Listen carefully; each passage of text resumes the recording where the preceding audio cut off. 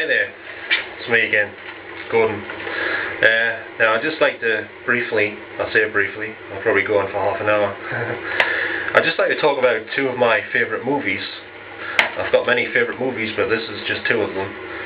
And first off, I'd just like to talk a little bit about this movie, which is one of my all-time favourite Sylvester Stallone films.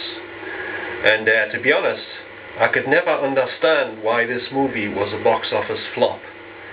To be honest, I thought it would go on to launch at least 2 sequels, and I don't have any idea why it didn't. Because if anyone out there has watched this movie and you like it, I mean, there is quite a bit to like about this movie. It's got style. I mean, Stallone looks good in his outfit with his glasses and his matchstick sticking out of his mouth and what have you. And it had his catchphrase, "You're the disease and I'm the cure. And this is where the law stops and I start," which were pretty cool catchphrases, don't you agree? And also the film had an excellent soundtrack.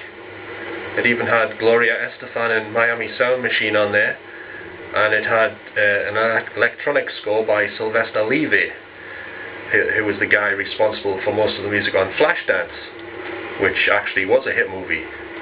I think this movie has a bit of a cult following, but apart from that, I think most people prefer to either forget it or they don't know too much about it. And also, it was based on a book called Fair Game, which I think was by Paula Goslin, if my memory serves us correct. And I guess you could say it was kind of Stallone's version of Dirty Harry, because I guess it has a few similarities to the Clint Eastwood movie Dirty Harry, only done in sort of Stallone fashion. And what else? Oh yeah, it's also got 2 of the actors who appeared in the original Dirty Harry. One of them was Rennie Santoni, who unfortunately is now dead. And the other one was Andrew Robinson, which of course, he was the son of Edward G. Robinson, the famous actor from the 30s and 40s. And he played Scorpio in the original Dirty Harry movie, who was the psychopathic bad guy who was going around murdering women and such. So if you haven't seen Cobra, I suggest you check it out. And also, this DVD I've got here is the Region 1 version from America. I live in England, so over here the Region 2 version is much worse than this version, because it has no special features. And this American version has a full-length audio commentary by the director, George P. Cosmatos, which is really interesting. If you like audio commentaries, that's a good one to listen to. And it also has lots of behind-the-scenes bits and pieces. Anyway, let's move on to another favourite movie of mine, which was also a bit of a flop, or a lot of a flop, which was Brian De Palma's Body Double, which has always been a firm favourite with me.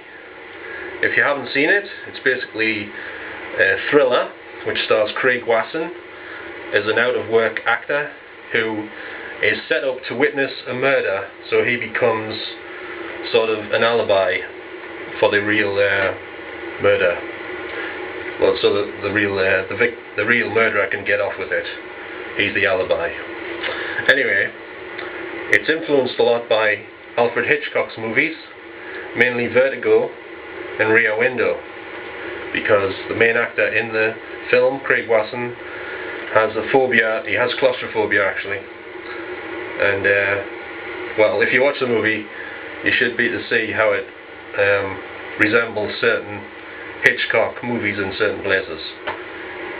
But this movie also has a great movie score by Pino Donaggio, which unfortunately is not available on CD anymore. It used to be, but it's not now. And I guess this film was quite controversial because it has a graphic murder scene in which Deborah Shelton is attacked by a man with a very large drill.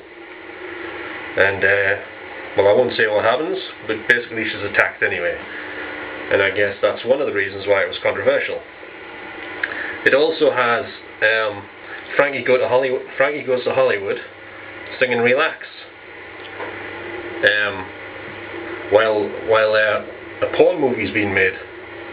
Well, it's in a porn movie studio, and so I guess it's an alternative video version to the other version that everyone, well, a lot of you has probably seen.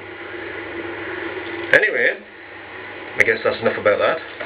But if you've got any comments about either of these movies or what I've just said about them, please feel free to get in touch with me, either on here, on YouTube, or on Yahoo Messenger. My ID is Mr_Gordon_Bear. Okay? Once again, thanks for watching, and bye for now.